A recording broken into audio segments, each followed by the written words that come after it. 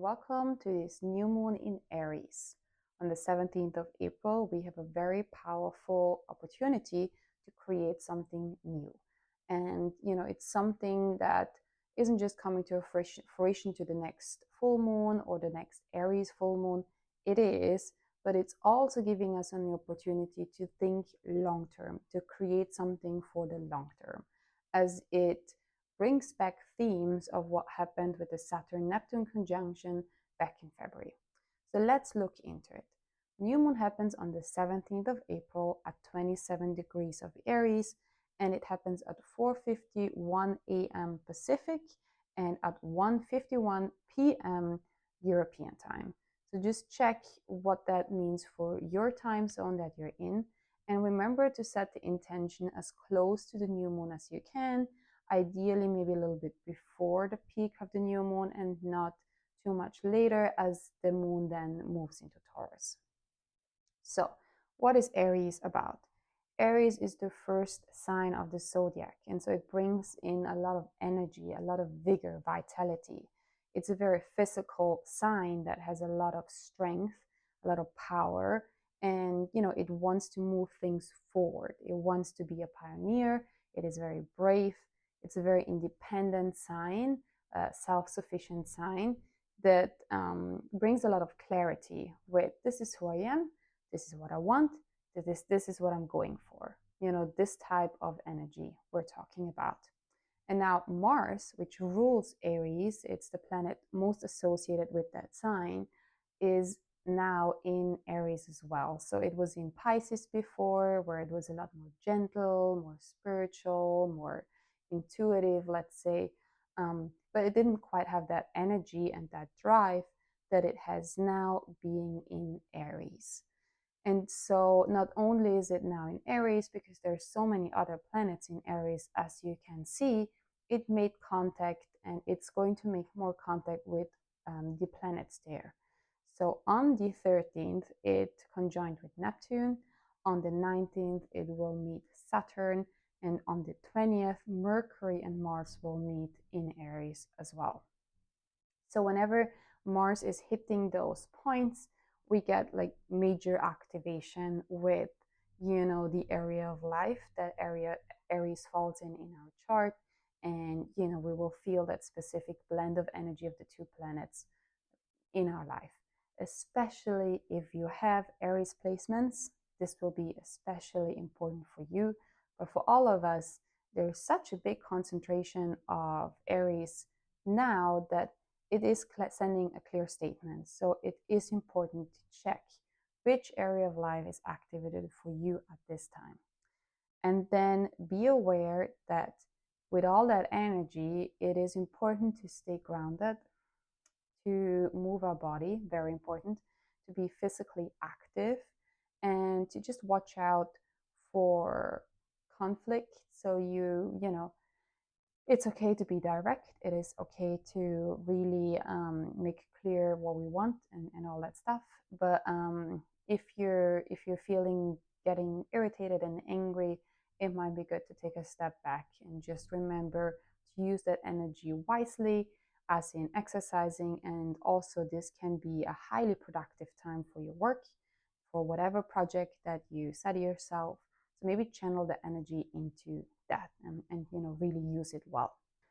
So thinking back to the Saturn-Neptune conjunction that we had in February, which was a pure potentiality at the 0 degree of Aries, the creator degree. It was giving us the opportunity of creating something very new, but it's still happening now, as in we're still having to actively work on whatever that represents in our life. So this is another good time to kind of think about what we're wanting to create and really trust in it, as we are stepping one foot in front of the other. Saturn requires that sort of discipline. It brings in the ambition. It brings in, these realistic structures to make things happen. And then Neptune, on the other hand, brings in the big vision, the faith, the creative idea, the otherworldly, beautiful thing that we may bring into reality with Saturn. And then those two planets in Aries require that bravery that Aries brings with it, and the opportunity to not overthink things too hard. However, in the shadow expression of all of this, as the astrologer Kathy Rose pointed out, and I feel like she's really onto something with that, is that it can bring up imposter syndrome, especially for women. And so, this is something that we just have to be aware of and not let us stop us. So, if this is a theme for you, if you're feeling in a way blocked with what you want to do, you may have an idea, but it just feels too hard, it feels out of reach, and all that stuff. Try to use this new moon to let go of that first and set an intention to keep going regardless. And talking about, the shadow of what may be happening right now that we have to move through, it's important to bring up Chiron that's in Aries as well. So Chiron is where we feel wounded. And, in Aries, it can be feeling wounded in who I am, in my identity, or feeling like a victim in one way or another, or like I don't even have a right to exist, especially if you have this natal in your chart. Um, and so, yeah, we are collectively working through that sort of wound of not feeling powerful. Okay, that's a big point here. But the sun is meeting with Chiron just on the day before this new moon, and it is illuminating these themes for us so that we can become aware of them and move through them. Because with Chiron, the idea is that, once we really sort of understand and have worked with this wound, we can alchemize it, we can transform it, and we can step into leadership. We can help other people with whatever we've gone through personally so much better than if we were to just read it out of a book, of course. And so this is a part of what we're collectively going through. Now we have Jupiter in Cancer here. It's a very big feeling sort of sign. It's unaspected, doesn't make any other contact to other planets, so it is a strong planet in this new moon here as well. So we may really feel emotionally about all these themes, and it's okay to do that. In fact, I always encourage to feel through the things, and then, stepping into the positive expression of Aries that is like, what, I got this. I am not going to be held back by these negative thoughts, um, negative self-talk. I'm not going to believe those lies any longer, and I'm going to trust myself, overcome imposter syndrome, and do what I really want to do. And that brings me to the next theme of selfishness. So Aries has a healthy expression, if it is if it's not in its shadow, of, being aware of your own needs and going for what is right for you, being honest about, what you need, and being honest with yourself, and then also just making sure that your needs are being met. So I personally think that very often when we are doing what's right for us, other people are benefiting from it. It's just our conditioning that we sometimes think we have to sort of keep small, that a good girl or a good mom doesn't has like a self-sacrificing sort of tendency, and doesn't necessarily do what's right for her. But I remember, for example, I had an aunt that was living a very different lifestyle for what was socially accepted at that time. She was, really focusing on her career. She wasn't settling down. She wasn't marrying. She wasn't staying at home to take care of her parents. Um, and she lived a really brave life in that way. She was super successful in the end. And she was a huge inspiration for me, and in a way paving the way for me to do my own thing. And so it was, from the outside, you could have said it was a selfish thing for her to do. On the contrary, for me, it was exactly, what liberated so many women around her as well. And I think that is a beautiful thing to do, to think about at this time, to just allow yourself to be a bit more self-centered in a healthy way. Now, if we're checking a little bit more of what's going on in this chart, we see this beautiful mini triangle here. So Pluto is making contact to Aries planets here, really bringing in this powerful transformation that Pluto stands for. And in Aquarius, whatever you want to do for yourself could also really benefit the collective. And that is sometimes what, especially as women, need as an encouragement to keep going. It's like, well, it's not just for me. If I am in my abundance, for example, if I am really happy, then people around me will benefit from that as well, just as we did with my auntie, for example, right? For her being more powerful. Um, and so this could be, something to consider here as well. Um, and then if we think about, Mars being so close to Saturn and Mercury, a great expression of that is disciplined willpower and action. Saturn is realistic, it is disciplined. If Mars meets Saturn, it can be so powerful in, not just going with motivation, but also going with like a plan and a structure, and to just keep on going rather than just like starting something and leaving off. So that's what Saturn can bring in positively. And Mercury, of course, this can manifest as, if you're not careful, angry words, but it doesn't have to be. It can just be a very sort of clear thinking. This is what I want, this is what I'm doing, and communicating that and working towards that with clarity, with Aries clarity here. Super beautiful. Now let's talk about what else is happening here. Well, Uranus is bringing in that spark of, okay, let's change things. But what is even more important here is that Uranus is on the last degree of Taurus.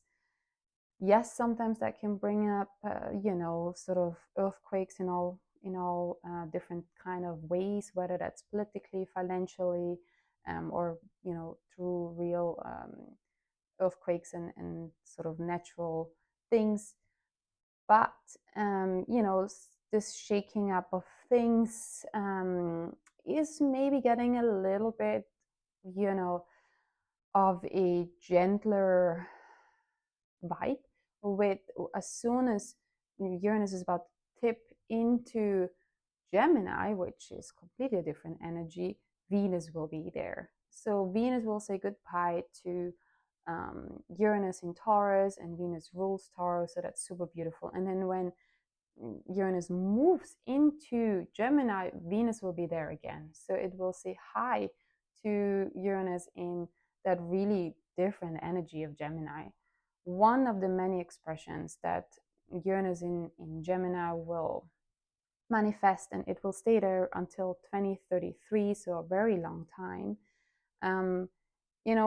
What Pam Gregory pointed out, and I really love, Gemini has to do with our daily lives, and Uranus has to do with freedom in our daily lives. That's something that maybe a lot of us are wanting to work towards, and I think that is magnificent. Of course, there's also going to be innovations in technology, AI, how we think, how we communicate. That all has to do with Gemini. So we have a very airy planet in an air sign. It's gonna go quick and very, very fast. If you want to get a little taste of what this could mean, think back of last year from 7th of July to, let's say, towards September. Just see what kind of like happened around the time, what was manifesting. There was a little bit of a taste as Uranus was in Gemini, and then in September started to go retrograde, and it was in Gemini up until November. So yes, now I think that's the main themes of this chart, really about creating the new. And sometimes when we create a new, we have to step a little bit outside of our comfort zone. This could be very much part of the picture and of the frustration that we might be feeling. So just be very gentle with yourself, be loving to yourself. If you're not too sure what this could mean for you, what kind of attention you are meant to set, then listen to the houses that I'm going to go through now and check the planets that are close by. And of course, if you'd like to do a consultation with me, just check the link below and I'm always open to chat with you. So let's look at the houses now. So if this new moon falls into your first house, it is a very great time for you to think who you want to be and see if the identity, the self image that you're projecting outwards, that people see you as, has maybe been outdated and needs to or is ready for a new introduction. So, um, truly about stepping into a new identity, a new self image, and completely reinventing yourself if that's something that you'd like to be, or just bringing in something new into who you want to become. The second house here is all about your self worth and knowing that you're worthy to receive without having to fight for it in that sense. Really making space for new abundance here and trusting your own capabilities to provide for yourself in all circumstances. But the new intention may really be about, the income that you're generating and the abundance that you want to receive. If it's the third house, then maybe this has to do with the way you talk to yourself. Maybe you want to set a new intention on, having your voice heard. Maybe maybe you want to, go back into educating, or, you want to take some courses. You want to learn something, you want to write, you want to teach. But it is speaking your truth, knowing that your thoughts and words have a big impact on how you create a world. So, not just what you're producing outwards, but also the way you talk inwards. And, all of these themes can be something that speaks to you here. With the fourth house, this has to do with your home and your roots. So maybe you want to create a new home, or you want to change something within your home, your physical home, or just, your very deep past, sort of clearing up with the psychological home of, what you build your life on. So it could be any of those themes here for you. The fifth house is a very creative, joyful house. So maybe it is about being a pioneer in your creative work, in work with kids, if you have kids, or work with kids. It could also be about, risking something and putting out what you've created, whether that's music, whether that is some sort of art, or anything else that you want to release into the world. With the sixth house, this is about health very often. So maybe a good time to trust your own gut of what's right for you, whether that's for health, or it could also be about your daily life and routine. Maybe you want to change something in that, your work, how you're a service to others. And yeah, if you're into self help and self improvement, that has to do with this house as well. So maybe starting something fresh in that area of life as well. The seventh house has to do with relationships. So whether that is already existing relationships, or whether you want to create a new relationship. Again, this is about thinking big. What is a healthy relationship for you? How do you want to play your part? What do you expect from the other person? And just really making sure that this feels good for you. And then with the eighth house, this could really be about healing deep psychological wounds, or, helping other people heal theirs. And it could also be about shared resources, whether that's, money that you share with your partner, for example, inheritances and things like that. But, new way of dealing with that, for example. Now, the ninth house, it could mean that you're ready to leave the country and do something really new in a new place, or maybe you want to do a different higher education, or maybe you want to be just similar to the third house, the one teaching and sharing what you've learned. But it could also just be about changing your worldview in a big way. This has to do with what we believe, sort of like a religion and a worldview, and there could be an upgrade ready for you at that in that area of life. How you view yourself, for example, within all of that. And then the 10th house has to do with your career, your social status, your legacy that you're building in the world. So maybe being a pioneer in what do you do for work. Maybe you want to become self-employed, for example, or start a part of, I think maybe adding a little bit of that into the side, or starting a new type of work, or just really um, changing things within what you do for work. Or if you're, a mom at home, that goes into that too. How do you want to be in a leadership role position for your family, for example? Then the 11th house, this has to do with the community and the friends that you surround yourself. Often it also brings up issues around, how lovable am I, psychologically speaking. So really setting a new intention of, for example, being your true and authentic self, and allowing yourself to, um, you know, be that person, and regardless of what other people think. It also has to do with the internet. So if you are feeling called to put yourself out there more on the internet, this is about being seen in that way too. And in the 12th house, maybe an intention to believe in yourself more, of overcoming any imposter syndromes, or any feelings of victimhood. This is a very hidden house. So sometimes it can, bring up all our fears of what is holding us back. And here we have an intention, or we have an opportunity to just clear all that up and start really fresh. Okay, I hope this really helped you. Thank you so much for listening, and I'm looking forward to seeing you next time around. Have a wonderful new moon, and let me know what intentions you're going to set. Bye for now.